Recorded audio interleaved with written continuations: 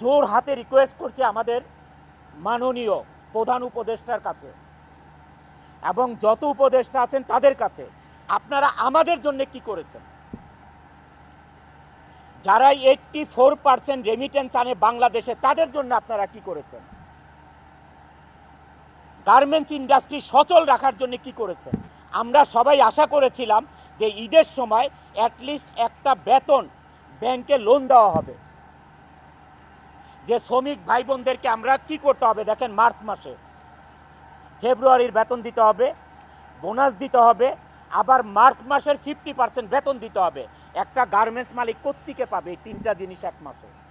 এই তিনটা জিনিস এক মাসে কোথায় পাবে একটা গার্মেন্টস মালিক? যারা 84% রেমিটেন্স এনে বাংলাদেশের অর্থনীতির চাকা সচল রাখে, তাদের জন্য কি করেছে?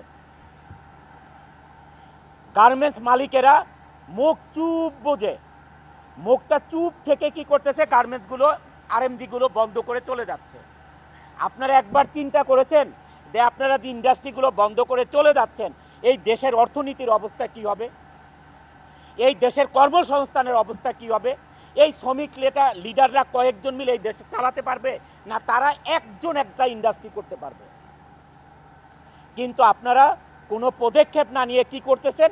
আপনারা গার্মেন্টসগুলো বন্ধ করে যার যার মতো হয়দার গ্রামে চলে যাচ্ছেন, অথবা আপনার গুলশান বনানীর বাসায় বসে থাকতেছেন, অথবা বিদেশের চলে যাচ্ছেন। What is this? এটা কিন্তু আমি অনন্ত জলিল এইটা না করে আজকে আমি প্রতিবাদ জানাচ্ছি যে না, বাংলাদেশে এই আরএমজি সেক্টর থাকতে হবে, না হলে এই দেশ চলার মতন কোনো ব্যবস্থা নাই, কোনো ধরনের ব্যবস্থা নাই। আপনি যে আজকে চাল কিনবেন, আমাদের দেশে যেই চাল উৎপাদন হয়, গম উৎপাদন হয়, ডাল উৎপাদন হয়, সমস্ত কিছুর 50%-এর মতন ইম্পোর্ট করতে হয়। ভাত খাবেন কোত্থেকে? ভাতটা খাবেন কোত্থেকে? গার্মেন্টসের ভাই বোনেরা আপনারা বাজারে দিয়ে বাজার থেকে চাল কিনবেন, কোত্থেকে পাবেন আপনারা? এই চালটা পাবেন কোথায় আপনারা? এই চালটা ইম্পোর্টের, আর এটা ডলার ছাড়া ইম্পোর্ট করা যাবে না। বাংলাদেশের টাকা আজকে কোনো দেশ আপনার নিবে না এটা রপ্তানি করতে, আমদানি করতে। কাউকে আপনি টাকা দিলে নিবে না, ডলার দিতে হবে। তাহলে এই ডলার কোত্থেকে আসবে? আমাদের কৃষক ভাইরা যে আজকে ফসল ফলাবে, এই সার কোত্থেকে আসবে? এই দেশে সার কোত্থেকে আসবে? এই সার ইম্পোর্ট করে আনতে হবে, আর এই ইম্পোর্ট করতে হলে ডলার লাগবে। এই ডলার কারা এই ডলার কারা বাংলাদেশে আনে?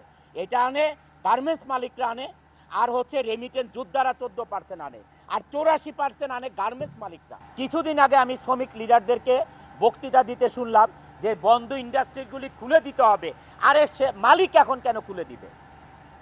এখন কেন গার্মেন্টস মালিকরা ইন্ডাস্ট্রি খুলে দিবে? তোমরা লিড দিয়ে এই গার্মেন্টস ইন্ডাস্ট্রি বন্ধ করতে পারো, এখন খুলতে পারো না? একটা ইন্ডাস্ট্রি বানাতে পারো না? বানায় তাদেরকে চাকরি দাও।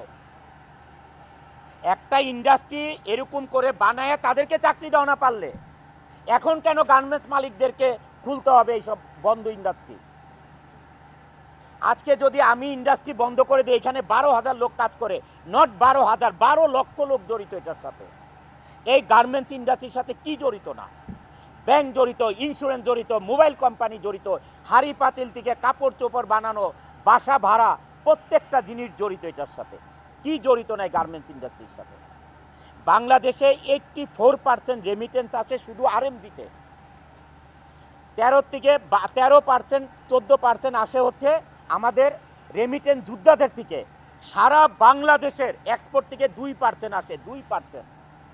মিডিয়া ভাই ও বোনেরা, আমাদের শ্রমিক ভাই বোনেরা, এই দেশে আপনারা কি করে খাবেন?